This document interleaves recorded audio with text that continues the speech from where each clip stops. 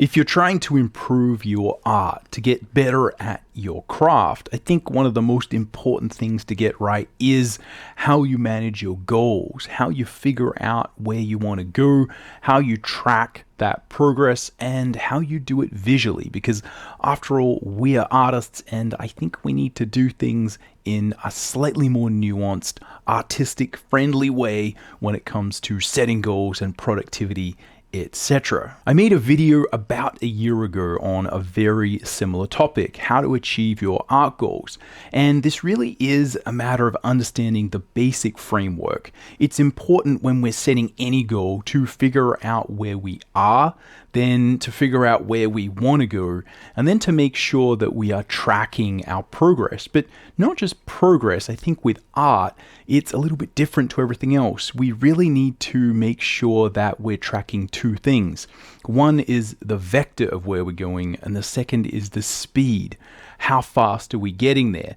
Now, these are the things that I want to unpack because I think that they're really, really important for artists. Because as an artist, I'm sure you know, it doesn't really change no matter how good you get. It's very hard for us to assess the quality of our own work. We always feel as if we could do better, and that's where, again, we need specific tools to deal with the way that we view our own work so that we can figure out how good it is, where we want to go with it, and then to have some way to track and measure that. Anyway, let's jump in and get started. Alright, welcome to the Drawing Codex. My name's Mcburnie. I've been a professional working artist for over 20 years, and on this channel, we're all about drawing cool stuff from our imagination, embracing the challenge of drawing, and mastering the craft of line and color illustration. If you'd like to learn more about line and color illustration, you can check out my free quick start guide. The link will be in the description down below. But actually, what I want to talk about just quickly is the fact that I've started another channel that is more of a talking head channel. It's called The Visual Scholar, and I'm doing it as a podcast format. So this means it's basically something that you can listen to while you draw. And on that channel, I'm going to talk about much more of this kind of productivity theory side of art that I think is really important. But I just want to sort of separate it from the Drawing Codex channel because here I really just want to focus on drawing and do more drawing videos, more tutorials, more really specific things that are about putting pencil to paper, creating artwork, and again, often I would do these kind of talking head videos, which I think are really, really important, but I kind of want to separate those and make it so that that specifically is something that you can listen to either as a podcast format or while you are drawing. So I'll put a link to that down there. I've just started it up, so there's not many subscribers or anything, so if you can go check that out and let me know what you think, that would be really, really awesome. But anyway, let's jump into this video and talk about goals. The overarching point of all of this, of setting goals, is to make sure that we have a point either each year, maybe twice a year, however often you need, however sort of often you might need to reorient or reconnect with these things, but have a point in your journey where you sit down and you really sort of meditate and think about who you want to be as an artist. Where do you want to go? Are you getting there? Are you getting there quick enough? Have you maybe taken a wrong turn on your art journey? And to spend some time, away from distraction. Make sure that you really get the idea of where you want to go sorted so that when you are on the journey, when you're slogging down that road, right, and it gets tough, it starts to rain, right, your art sucks, you try and draw anatomy, it's not working, the sun is beating down, you're getting burnt, you're exhausted, you're dehydrated. You need to know that you're on the right track, because that is what, from my experience anyway, and the experience of a lot of students and people that I've sort of mentored, is that it's that knowledge that we are going in the right direction, that we're on the right path, that this journey is right for us. It's that knowledge that, again, you gain through sitting down and really studying your plan and getting back connected with who you are as an artist, why you want to be here, where you're going, how important that is to you. It's that stuff that sort of makes it easier to go through those struggles, to go through the trials and tribulations of, becoming an artist. Because this is no joke. It is emotionally and physically, and a huge challenge to become, the type of artist that you want to be. So I think, that's the best way to frame this. What you want to do is make sure you sit down and kind of make a plan. Now, I think as an artist also, the idea of making plans sounds very sort of grown up and, the kind of stuff that people do in business. So we really want to frame this and think about this specifically for us as artists. How do we kind of take the ideas of productivity, goal setting, all that kind of stuff, and really fold it into a framework and a way of thinking about art that fits our world? So there's three main sort of steps to this, right? The first is figuring out where we are. The second is figuring out sort of where we want to go. And the third is setting some measurable goals and having a good framework for understanding, look, how are we going to track whether we're getting there? How do we know when we have got there? How do we know whether we're on the right path? So when we come to that first idea, it really is a matter of ruminating and, getting back in touch with where are you now, right? As an artist, where are we? So I think this is so important because often we can get distracted. We can go off on little tangents. We can, experiment. And I think that, again, this is the journey. This is part of it. When you're in the flow of creating, again, there's a lot of stuff that comes up. And it can be really important to just sort of step back and say, is this what I wanted to do in the first place? Is this bringing me joy and happiness in my life? And all of those things. So I think that really is the first step, is sort of figure out and analyze where you are right now. This stage is mostly about getting clarity and about collecting things. So what I want to suggest you do is just collect all of the art that you can kind of find that, is the art you've made over either the last year or your entire life. Get a good collection and a good assessment of where you are. And I think this can be really useful because not just are you looking for the things where, look, here's the images I've completed, but also where are the ones that you didn't complete? Where are the sort of failed experiments? Because I think they can actually give you a lot of information here. So many times in my sort of artistic journey, I've tried things and failed, but, I've gotten really excited about it because there's a reason I wanted to do that, study animal anatomy, or again, get good at painting, or get, better at using 3D so I could maybe create backgrounds for comics that I was creating. Again, or try and use just flat color, right? Stop rendering because that would allow me to create art faster. I have a lot of these kind of things that over the years I've wanted to try, and, often I'd try them, and I'd really sort of get stuck in, and, they wouldn't work. And I think it's often that dejection you get where you really take a stab at something and it doesn't function. And then, we kind of like forget about it, right? I think it's key to kind of go back to those things and analyze. Is this something that I actually wanted to do? Is this something that you dreamt of doing for a long time? Is this really important to you? Maybe have you forgotten about it? Is this a lost destination? Is this a lost pathway that you kind of gave up on for some reason? Now, we'll get into kind of, whether or not we follow those.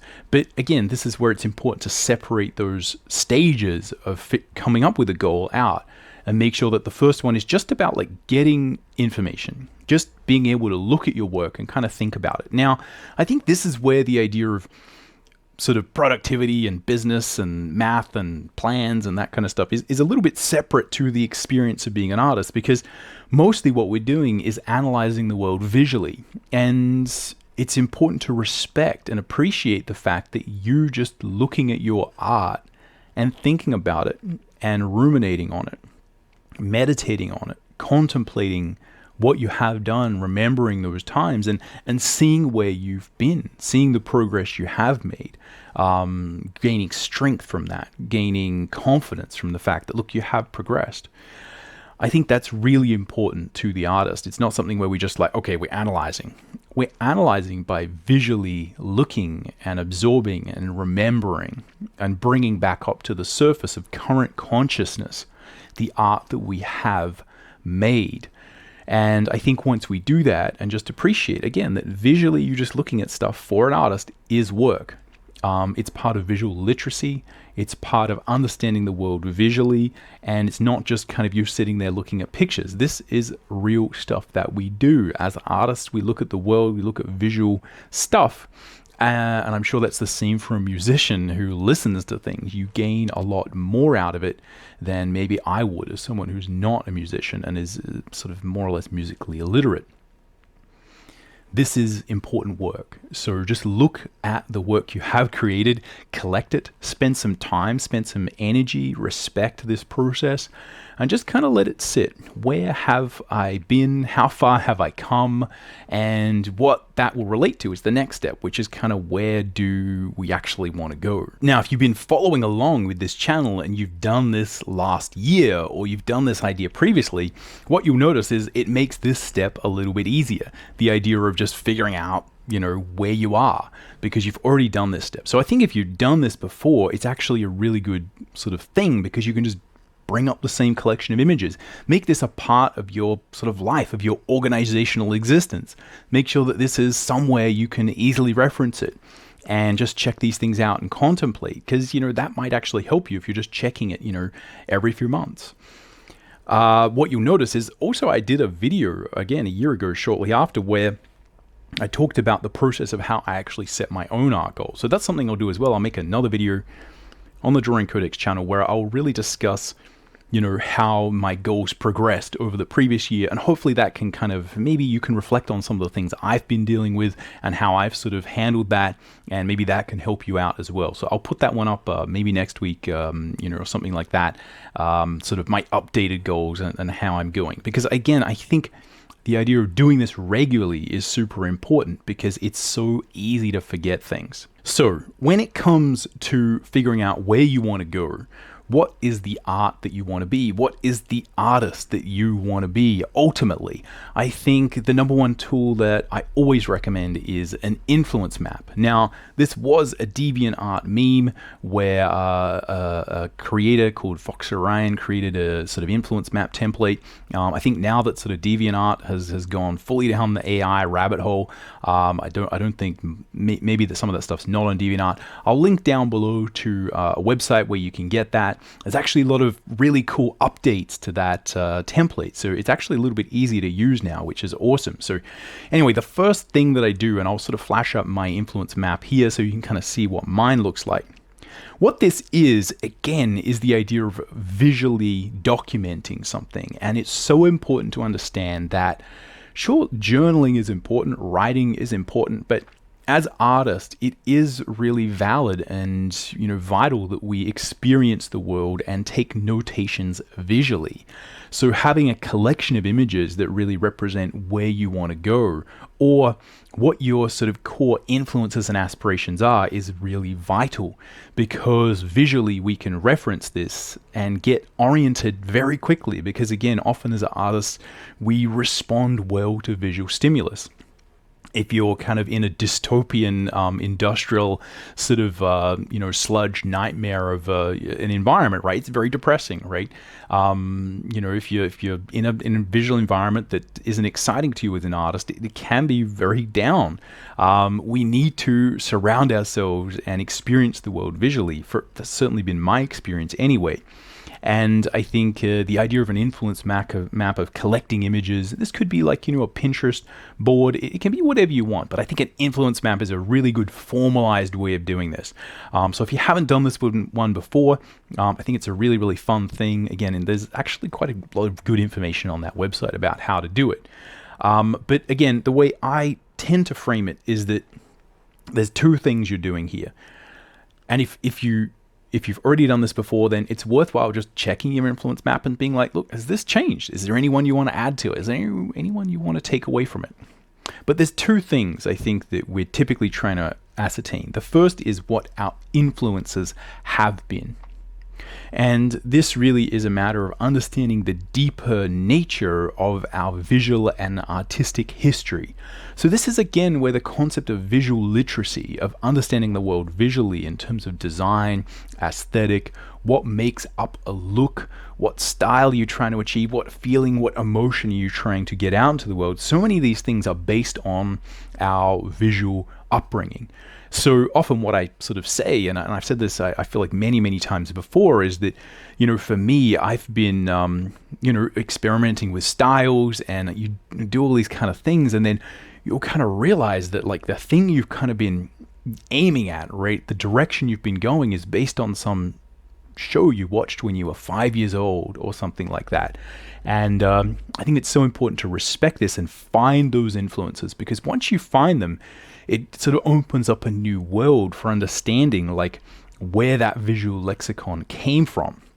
We had like a funny moment of this where, I was sort of working on a game project, and we were designing these sort of rock alien sort of creatures and ships. And I think it's funny because, now like a lot of the people who I work with are sort of similar age, right? We were all sort of 80s kids, and we kind of realized that like the entire visual aesthetic that we kind of were going for, right? I'd be creating this visual aesthetic for like, what does a rock alien look like?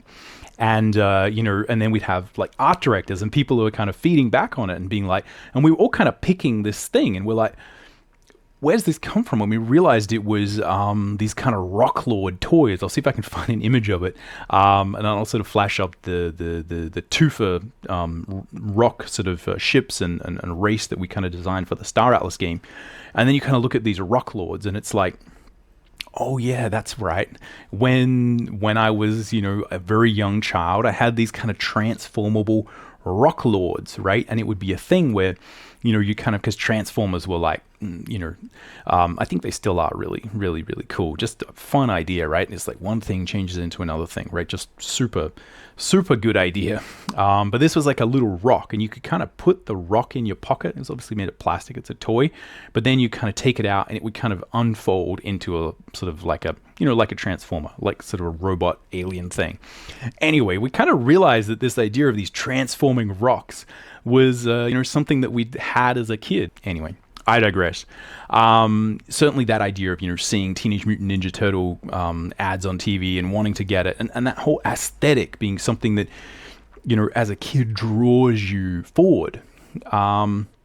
These things are often hidden to us. So a big part of the influence map is figuring out where did those things come from? Do some archaeology. What cartoons, what things that you had, what toys, what environments inspired you when you were young? And if you find a lot of those things, I think what you will in turn find is that there's a sort of a gold mine of extra visual information that you can not just kind of look at, but you can directly hook into things that you might be doing subconsciously. So that's the first thing, right? Is like figure out where you've sort of come from. What are the things that have concretely influenced you in the past, and make sure that you appreciate, respect, and know what they are. The second thing that I think we're often doing with influences is figuring out sort of where we want to go, right? What is sort of influencing or inspiring us to get to the next level? And this is where, you might sort of have more specific ideas, not just of like, again, a toy you saw, or a visual aesthetic, or a country you visited, or an environment you were in when you were young, but what is the specific art and style and feeling and emotion or industry or whatever it is that you're really sort of gunning for right now? And I think it's often that our influence map is made up of a mix of these things, and it's often seeing a mix of these things on one page that can be very clarifying or inspiring. But certainly, if you want to separate these out and kind of be like, look, these are my influences, this is my sort of inspiration for where I want to go, totally up to you. But again, I think multiple influence maps can be really good. But again, those are really the two things that we want to do. So, my influence map has, some Brian Ferd Dark Crystal art, right? Because I watched Labyrinth and Dark Crystal when I was young, and they really just inspired my visual mind. But, then I'll have, artists that I sort of, came across later, or people who really sort of inspire me. Someone like sort of Miyazaki, who, again, sort of I'm inspired by for maybe more intellectual reasons, right? I sort of see that, and I'm reminded of the stories that he tells, the way he tells them, the sort of looseness of his sketches, and there's things there that really I'm like, oh, that's right. That's kind of what I want to do. The first stage of this is, again, the influence. That can be really seen as gathering information. You are sorting it, but we do sort of have to figure out, look, what does this mean? Here's the influence map. This is an exercise you do. It may take you longer than you think to do it well. But the next thing is really to sit down and kind of say, like, look, what is the direction artistically that I'm going to pursue at the moment?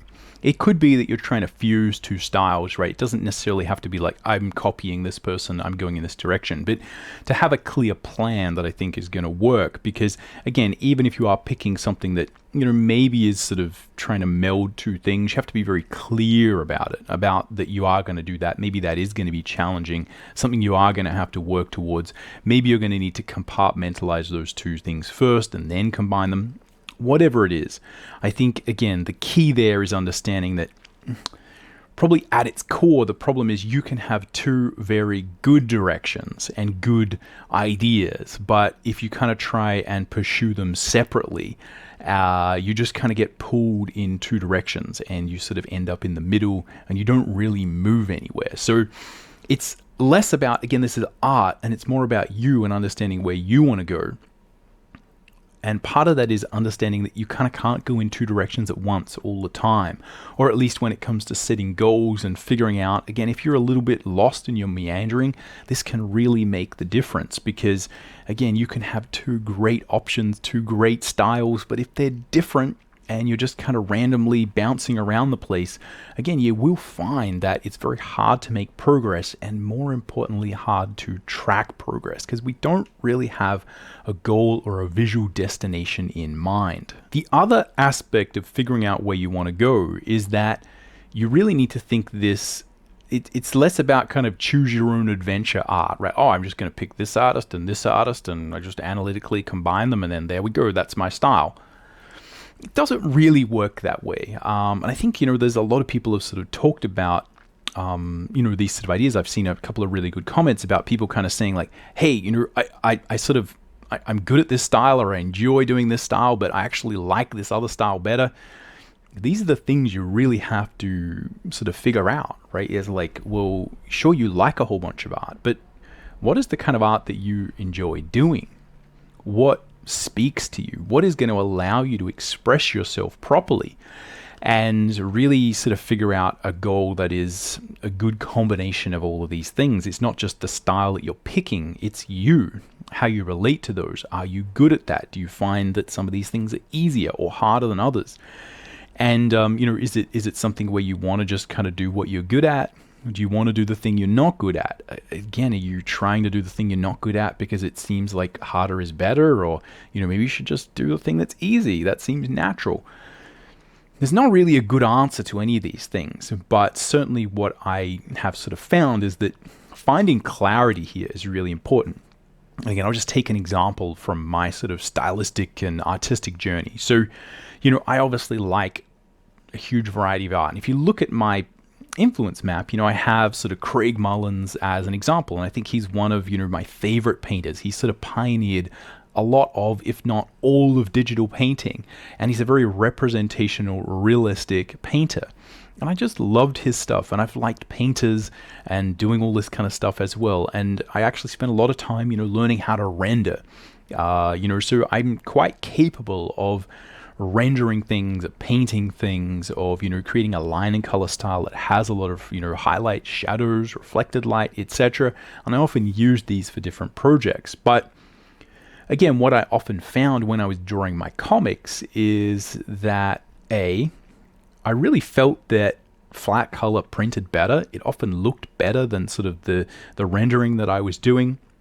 It seemed like it was more efficient. There was a purity to it that appealed to me on a philosophical level, right? Not really related to the influence map, but, looking at, the great sort of French clean line artists, a lot of the art that inspired me, like Asterix or Tintin, that I read as a child.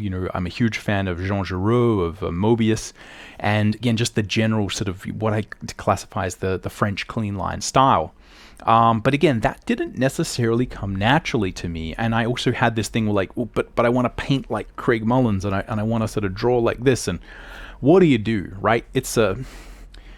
I think this is one of the hardest things to deal with, because there's not a good sort of answer. But I think what's important to understand, again, if you're not a student of difficult decisions, is to understand that all, I'd say, most important difficult decisions are not necessarily between a good and a bad thing. They're between two slightly different good things or two slightly different bad things. And it's often those decisions that will actually make the difference. So that's the kind of decision you actually tend to have to make, and those are the important ones. It's tricky to kind of get away from that and sort of look for, like, where's the decision that's easy to make about where I want to go with my style.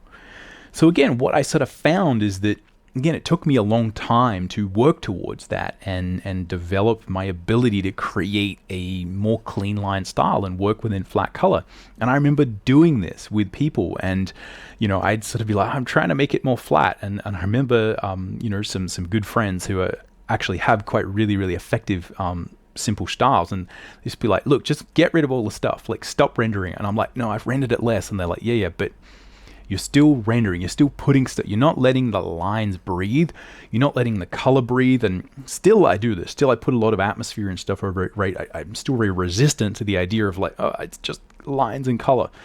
So anyway, I digress, but hopefully that gives you an understanding of like the internal stuff that can go on. And this stuff happens, this stuff's been happening since day one, right? It still goes on. But I think what I'd say is what I've gained through clarity of this type of process is that, again, what really changed for me is understanding that what I sort of wanted to do ultimately was draw stories, because a big part of who I am is comic books, and a big part of what I wanted to do is not just draw comic books but write comic books. And a clean line style is faster. And what I've actually spent a lot of time doing is focusing on speed and simplicity, because I know that will ultimately allow me to draw more stories over the course of my life. Now, again, that's a very weird way of organizing this information, but it's a good example of how I've used a lot of different decisions to kind of clarify the direction I go with my art. Now, again, I've done a bunch of stuff. I could easily draw a comic or do an illustration if it's hyper rendered, but again, what I've been trying to do, and I've tried to focus a lot of these goals and this exact same process and framework I'm sharing with you to try and overcome and understand those. Because once I kind of got clear on like, right, that's what I've got to do, then it opened up a lot of avenues for just focusing on that and sort of dealing with those challenges, right? And like, okay, I've just got the flat color. Okay, I can't put rendering on there. How does that change the way I approach the image, right? How does that change my process? How does that affect the way I feel about it? And that attitude, again, allowed me to deal with all those things, because I knew that sort of destination was worth it, right? Not just on like, oh, this is my style, but what it would allow me to do from a career point of view, how it would change what I actually do all day, every day, sitting in that chair drawing on that Cintiq. So maybe that's too much information. Let me know in the comments whether you like me sort of digressing, sharing these kind of, sort of stories about me. Because again, I really want this to be about you and your goals, right? Where do you want to go? And again, I think the next step here, the third step of this sort of framework, is to really figure out how you're going to measure whether or not you are actually progressing towards your goal or your stated outcome. Just to recap, these first steps where we are sort of figuring out where we are and where we want to go really are just part of the same thing, which is figuring out sort of what our goal is. I think measuring our sort of progress is really sort of comes down to two things. One is figuring out the vector, right? What direction are we going? And tracking whether or not we are on the right vector, right? Are we actually creating the art we want? Are we progressing here? Like, is there movement? Are you getting better? And are you getting better in the way that you want? Are you progressing towards your goals? The second thing here is speed, right? How fast are you progressing? And I think it's important to separate those two ideas out, because in the beginning, it's so important to figure out whether you're going in the right direction. Is other efforts you're putting in, other things you're doing each day, each week, each month, each year, is that energy you're pouring into your craft getting you going in the right direction? And I think it's important to understand here, you're based on a very simple metaphor, which is like, it doesn't matter how much speed or energy you put in. If you're going in the wrong direction, you're not going to go where you want, right? It's so simple, but I think it's really easy for artists to mix these ideas up, right? Am I getting better?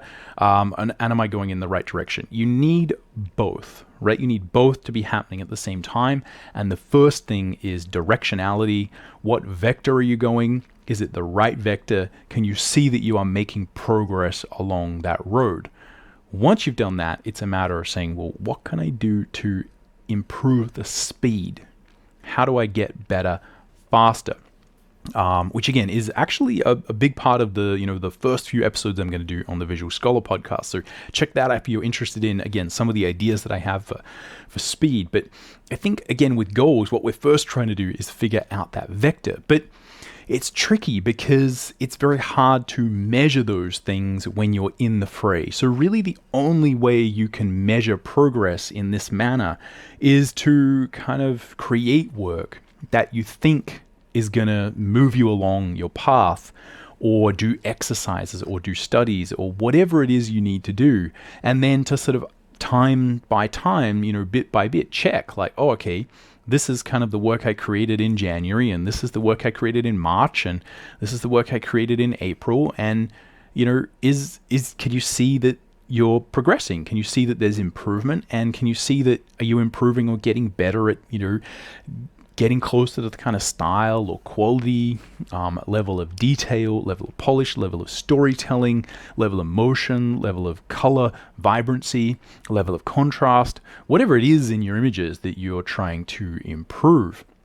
You need to figure out, again, how are you moving along there? And it's not really possible to do that while you're kind of, sort of looking at the page, right? Because you're in flow, you're creating, you're trying to make this as good as it can be. So again, that's an important point, is you're really only going to be able to assess your improvement by stepping back from it and looking at your progress over time. So if that's how we figure out the vector, right? The direction we're going, and make sure, again, that is working. The important thing is to make sure that we feel good about doing that, because again, you need to be motivated every day, every week, every month to create work or put effort into this journey in some way, shape, or form. And that's where the idea of measurable goals come into play. So if we think about the direction, the vector as being like a way of measuring, are we headed in the right direction?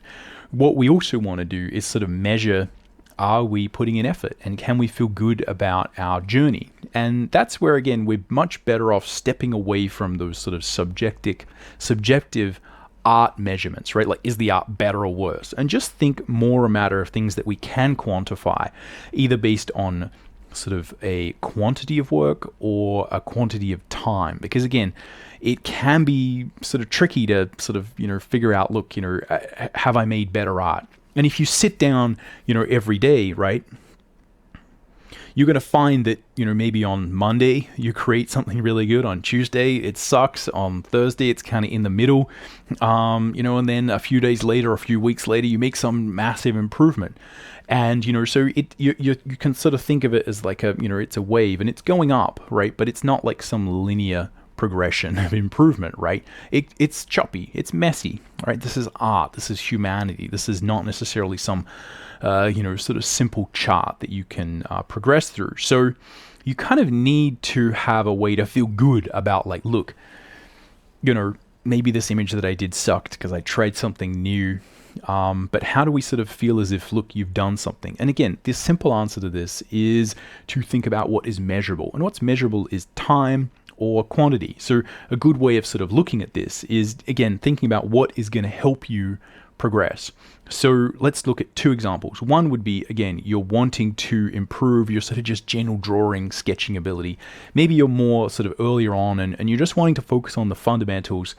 So in that case, it's, I think, like a really good measure, but you can come up with your own, is just quantity, right, of time, or quantity of, how many sketchbooks are you filling up a day, a month, right? And I think that can be a really good sort of goal to have. And you could say, look, I'm going to fill up a sketchbook a month, and that's the goal. And it doesn't say that it has to be good, it just says you have to fill it up, right? And that just focuses you on sitting down, doing it. And I think what you'll find is once you get in that rhythm, again, you start to improve, you start to think of new things to do with it. But, as long as you finish the sketchbook, you can feel as if you had a win, right? You can sort of tick that one off, like, yeah, I did it. A similar thing to do would be to say, hey, you know what? I'm just going to sit down for half an hour or an hour every day and just do some drawing, right? And as long as you do that, then you're good, right? It's like, were they good drawings? Were they amazing? Was every single one, directly progressing towards your goal? Who knows, right? But you did it. And you can feel good that you sat down and you did what you said you're going to do. Now, later on, you can step back from that and say, like, look, is there progress here? Am I getting better? Do I need to do something else? Do I need to take a drawing class? Do I need to reassess this, right? Like, it's just flat, right? I'm not making any improvement. Like, that's separate. But day to day, you need some measurable way to be like, look, am I turning up? Am I actually sort of putting in the work? And you need to feel good that you are doing that. Because again, it's that step in front of step, right? That's going to make a difference in the long run, right? But again, it can be hard to track those things in a minute. So focus on measurable goals. As another example, if you're thinking about maybe, look, I don't want to do sketching. I'm trying to improve two things about my art. One is that, I really want to make sure I get more contrast in there and I need to get more detail, right? Maybe you're sort of well advanced, but you're just trying to say like, look, in order to get to that next level of professional freelance work or, to get a particular job I want, I know that I need to get my art looking, more fancy, more shiny, more detailed, whatever it is. So in that case, I think, a better thing to do is to kind of say, like, look, what you're going to do is create one image per month where you really try and put everything on the line. You put all your energy in, you're spending quite a long amount of time doing it and you're trying to move that needle, right? How do I get more detail, more polish, more sort of shininess in the image? How do I improve my rendering? All those things. So what you'll find is that, again, that might be some experimentation. Maybe you try something new. 1 month it kind of works well. Another month it doesn't work well. You make progress here. You fall behind there. Maybe you take a course over the, over that sort of time. You check out some YouTube videos where people are giving you tips on how to give detail. You try some of those things, right? Sometimes they work, sometimes they don't. Again, that's the journey, right? That's you slogging through the mud, figuring this stuff out, hopefully having fun, right? Because again, this is, I describe it as a journey that can be sort of get you down, but there's also just walking through the fresh air and enjoying the process of walking along this journey as well. Sometimes it's difficult, sometimes it's not, but there's experimentation, there's oscillation. And I think it's only once you kind of say like, hey, look, every month I turned up, I tried my best to kind of create a new image that was sort of detailed, and I tried to employ all the things that I'd learned that month into this, all the studies, all the intellectual ideas. And, you sort of put it all on the line, create that image. Sometimes it works, sometimes it doesn't. Over the course of 6 months, 12 months, right, you'll be able to see, look, is there progress? Am I getting better at this? Is this working? Is this not working? And again, that's where you can have both a measurable goal of like, look, I did this stuff, I'm doing the work, and also, you can track whether or not you're making progress. And you need these two things. You need work that is there, that is sort of how long it took.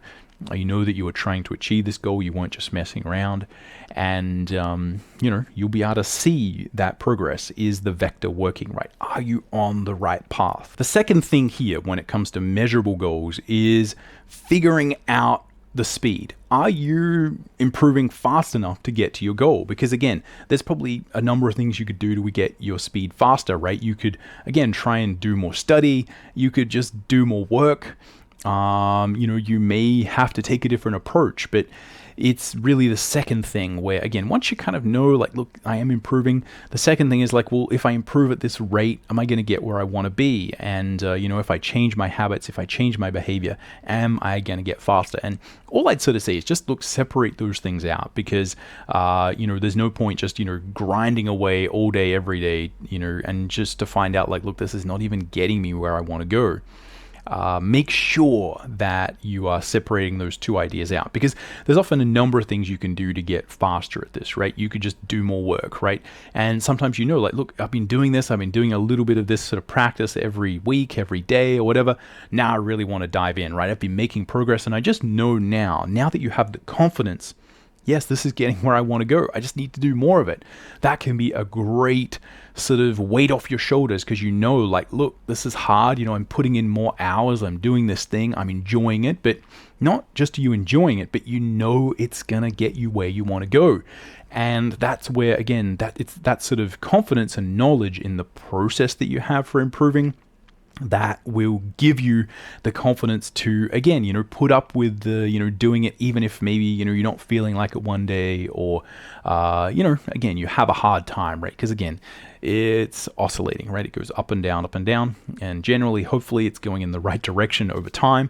But, it can be a rough ride sometimes. So again, our goal is to put that into practice, figure out how to give ourselves the mental tools to get over that.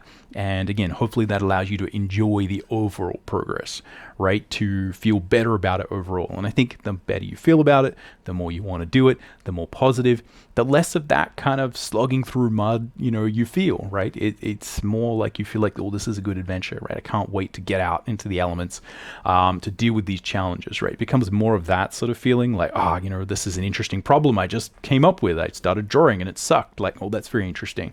As opposed to like, F my life, right? Maybe I'll just quit and go get a job as an accountant, or go flip burgers or something, right? Which again is often the dialogue we have, right? We need to get to a place where we have a little bit more control over all these ideas. Anyway, so that's basically the simple framework for setting goals. Hopefully this has been interesting.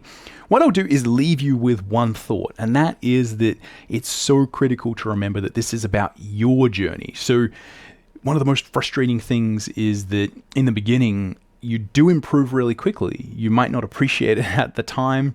The idea of what I'm saying of spending 12 months to get, 1% better at rendering or contrast, or, the fact that these things can take time may seem very sort of depressing, right? Because you haven't even been working at this for, 1 year yet. Either way, this really is about your journey, about your progress, and about you appreciating, again, that you are getting better bit by bit, which is why I focus so much on feeling good because you are spending time, or you're creating just a quantity of work or something like that. Because again, this can be rough, especially in the beginning, if you're not really creating the type of work that you want to do. But again, these abilities for you to set these goals will really help you throughout your career. Again, this is the same thing, that I sort of do day in, day out. And it's the sort of stuff I didn't do enough of when I was really, really young, trying to sort of, just figure out the basic stuff. I'd often oscillate. I'd often, go off on tangents and get frustrated, etc., etc. So again, just remember, this is about your journey. It doesn't really matter where you are on this journey. The most important thing to remember is every other artist is doing the same thing as you. They're on their own journey. They're going their own direction. They've got their own destination, but we're all doing the same thing. So if you're just picking up a pencil for the first time, whether you've been trying this for 5 years and you just feel like you're getting nowhere, or whether you've been working for 50 years as one of the most highly decorated professionals, we're all doing the same thing. We're all just trying to improve bit by bit. We're dealing with struggles, frustrations, trying to, get more of ourselves onto the page, to figure this thing out, to figure ourselves out, to put one foot in front of the other and try and enjoy that process and deal with the adversity that comes with being an artist, and trying to get as much enjoyment and life and energy from it as we can. So apart from that little bit of advice, that's all I've got for this one. Hopefully this was interesting. Let me know if you've got any ideas, suggestions, or let me know if you've made progress. If you've been following along since last year we did this, let me know, have you made progress? Is there something that worked or didn't work about this framework? Let's see if we can refine it, get better together. And also, again, if you haven't checked it out, check out the new podcast format show that I've got. I'll put a link in the comments and in the description below, because that really is going to be a show and a format that focuses much more on this stuff, right? A little bit more intellectual, more talking head. But again, hopefully that way we can learn to be better as artists and enjoy the progress and our artistic journey together. Anyway, we'll catch you around. Happy drawing.